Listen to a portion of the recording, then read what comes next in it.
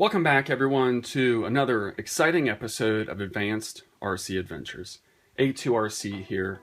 This is a channel where we investigate, explore, build and explain, upgrade, and advance Nitro RCs to another level.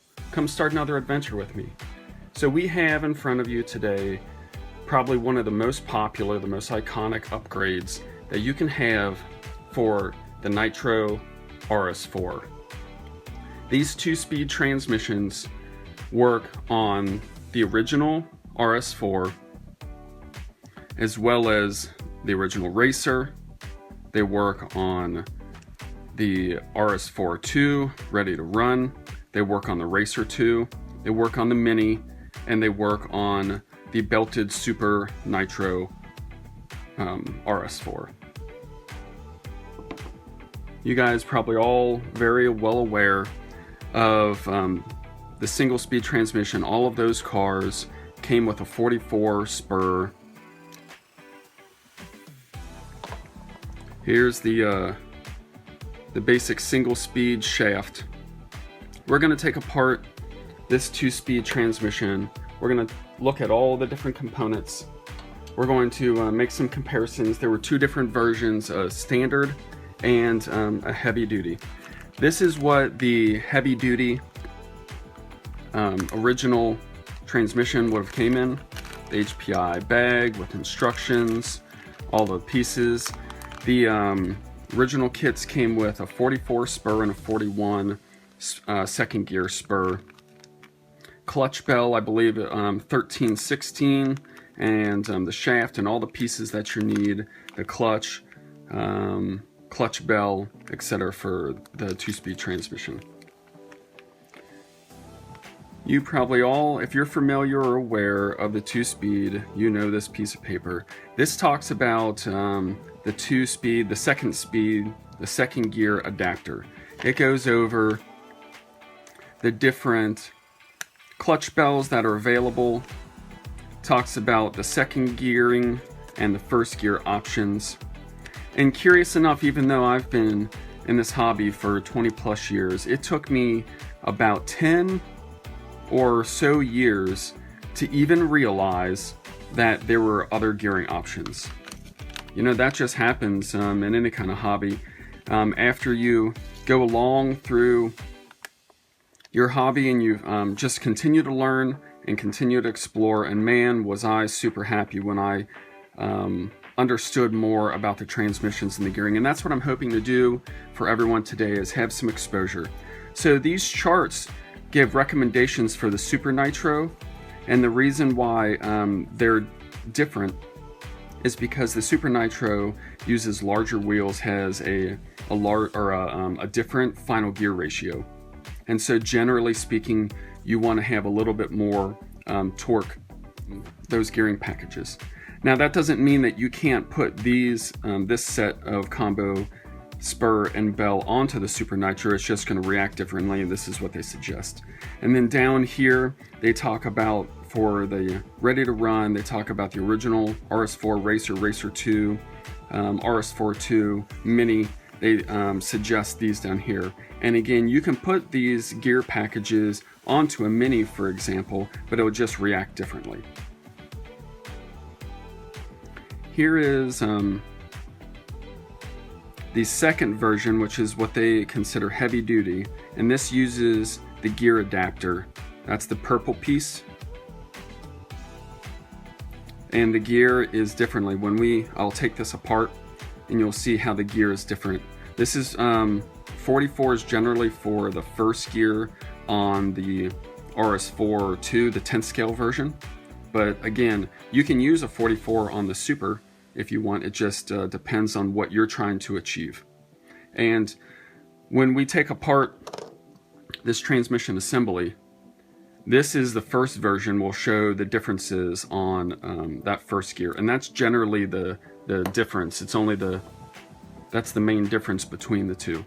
So we have this certain type of circlip here, and for these transmissions, it takes a basic set of tools. You have number 2 Phillips screwdriver,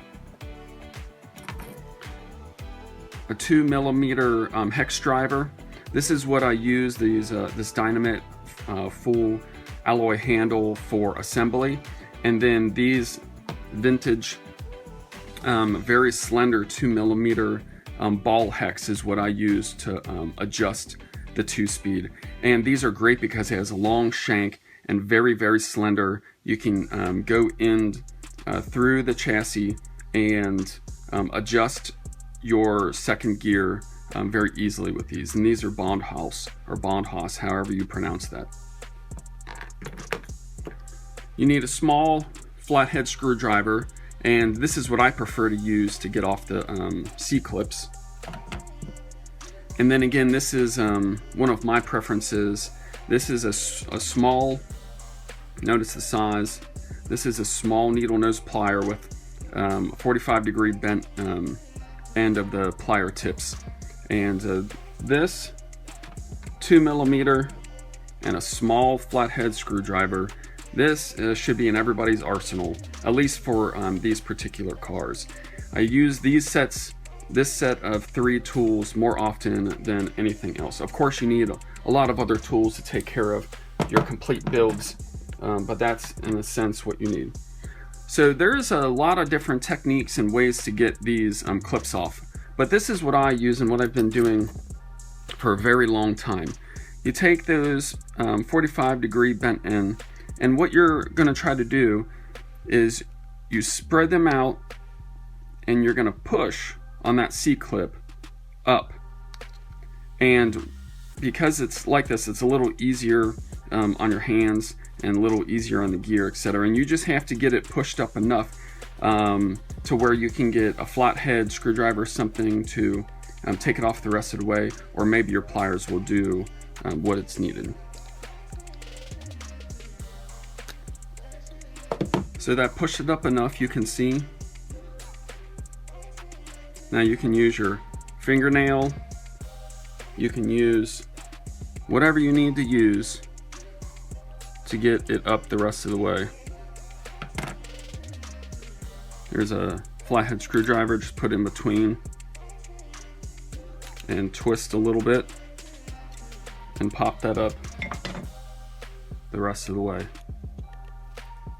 So then that clip comes out. Folks that have worked on these cars and these transmissions know all about these. Don't lose that. So, and then that gear adapter just pushes out from the center.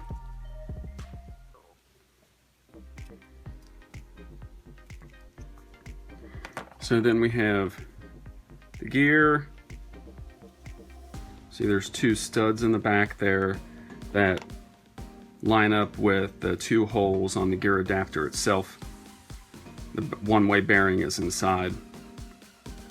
So that's what they consider the heavy-duty gear adapter, and that they made that change, as I understand, because the original version, even though very good, very strong, people were having to replace the bearings inside of here, and they updated the bearing and just made it a little bit more modular for the gearing packages to use those studs.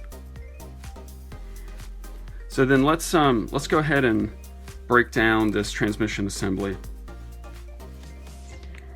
The rear gear brace here, we have 2 18-tooth pulleys, we have the clutch, we have the brake block. This particular version has the updated spring spacers to help keep the pads spread out. It's not 100% needed, and honestly, on all my cars over the past 20-something years, I generally do not use these. It's just another area to get dirty and gummed up, but it is an option. So for these E-clips or circlips, I like to use these flathead screwdrivers. You're going to put it down inside of that little slot, and then you're going to have a little twisting action, and that just pops that right off. That's what I've determined to be just the easiest way of getting those off. We'll set that to the side. So on these stock pulleys, there's a little cap. There's the pulley itself. There's a pin. And then we get to that first gear. Notice you can probably see a difference already. So this is a 14 tooth spur.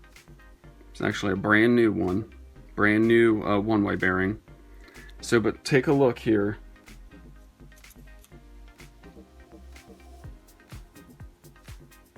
So we have the gear adapter style here and the original version here. Gear adapter is not used. The gear itself is different part number. Now it's still a Mod 1 gear, and so the pitch is the same, the size is the same, but the way that they hook it onto the transmission and the gear is different. But the second speed is the same. So here we have, on this particular one, a 41. And let's go ahead and continue to disassemble this. Flathead screwdriver.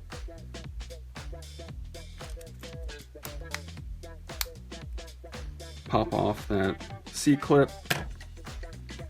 Take off the pulley again. Got another pin in the back. And then you can see how that brake is put on there. The easiest way is just to take that center brake piece off,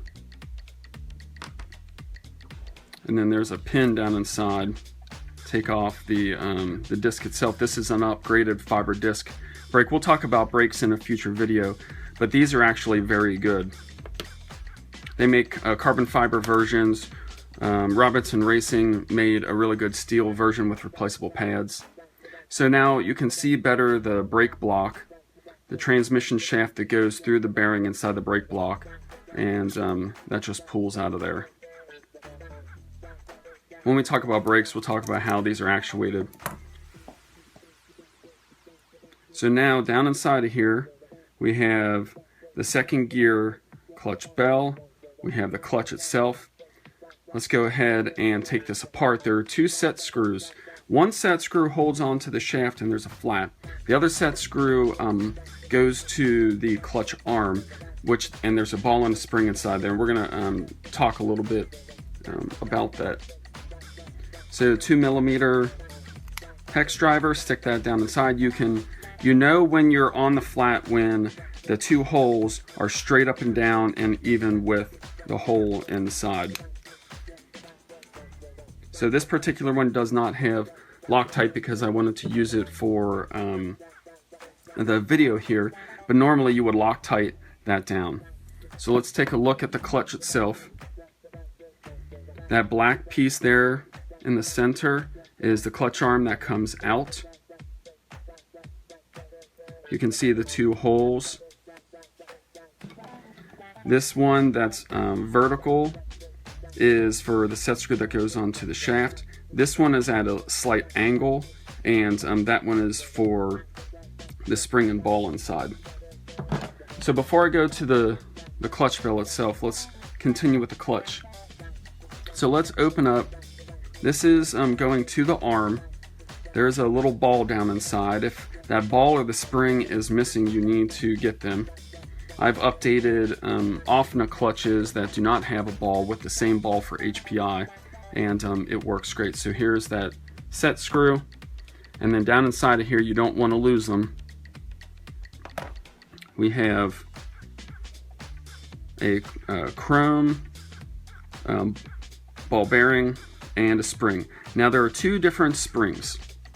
Let's put this back in there and we'll talk about the spring. Remember, you need both the ball and the spring. Oh, let's look at the clutch arm first. So see here, what happens is that when the RPM gets to a certain amount, that arm comes out and it catches onto the clutch bell itself. There's a little pin down inside. And depending on what spring you use and what kind of tension you have on the spring will determine when that arm comes out. And so that, in effect, helps you to adjust when your gear change happens. Well, let's just set that aside then for a moment.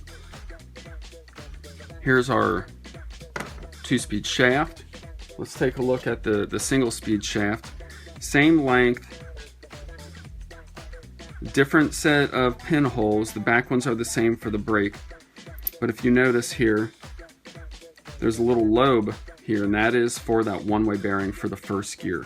So that is the main difference. That this single speed shaft doesn't have that, and so you need that special 2-speed shaft, and that's the difference there.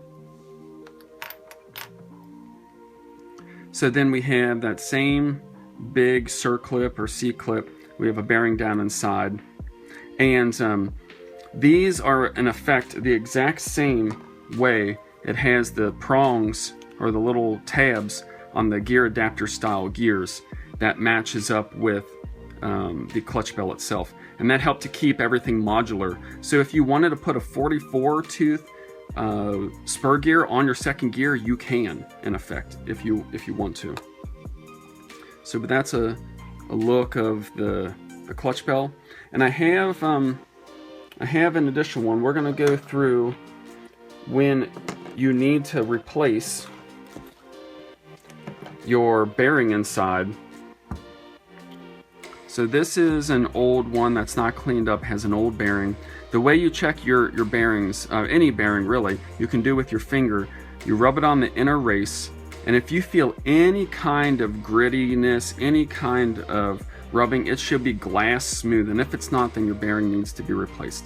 You can replace these bearings. I'm going to show you how to do that. Now I like to use this vintage mini arbor press, and it's worked great for so many years. And you can do it with just a simple, for example, maybe hammer and a punch. Like I said, you can do it, I have done it in years past. I don't recommend it because you can damage the surface. You can put the bearing in a little bit cockeyed, and that's not great for the bore. And for the most part, for the life expectancy of these bearings inside the 2-speed, I would say you probably only have to replace it once or maybe maximum twice in the lifetime of the transmission. If you get a good quality bearing, that's generally all you need. These this purple, if you can see, purple shielded rubber or plastic shielded bearing is an original HPI, and some of them came with metal shields. It just depends on when you got it. So what we're going to do is we're going to push this out from what I call the outside to the in. So let's set it up here on the arbor press, and my particular arbor press arm fits right inside of there and makes it super simple. And then we're going to pop that bushing out. Now we have our bushing out. You can heat these up, but in my experience, the press fit itself is good enough and loose enough. You don't shave off any metal when you put in bearings. There's your bearing. Now for this simple demonstration, I'm just going to put this used bearing back in. So the way to do that is we're going to flip that clutch bell around to the back side. We're going to line up our bearing with that bore. And then I like to use this. You can use whatever you want or feel appropriate, but this is a little thumb wheel or thumb nut, and it has just a big enough flat surface so that when you push down, it stops on the inside of that bell face, and that's where you want it to stop. You don't want it to go any further. So that goes on top of there, and we are going to use the arbor press again to push down and seat our bearing. So now our bearing's flush down inside of there. If it was brand new, it'd be good as new. And then you're off to the races again. Clean up the bell. It's really important to clean the inside where that clutch arm rides. So anytime you have this out to service it, I like to use stainless steel brushes and rub in there the best you can. You can use some rubbing alcohol and some Q-tips, get any kind of grit and grime out of there so that that clutch arm lasts long and it catches on to that pin down inside of there.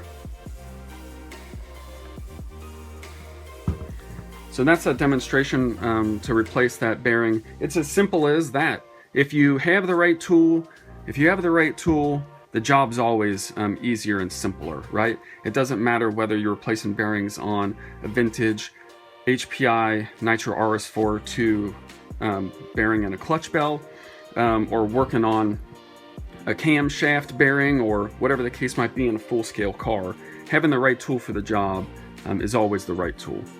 So let's look at these springs. So we have silver spring, which is what they consider the stock spring, and these silver springs have a little bit lower K value, which means that it doesn't have as much force when you squish them.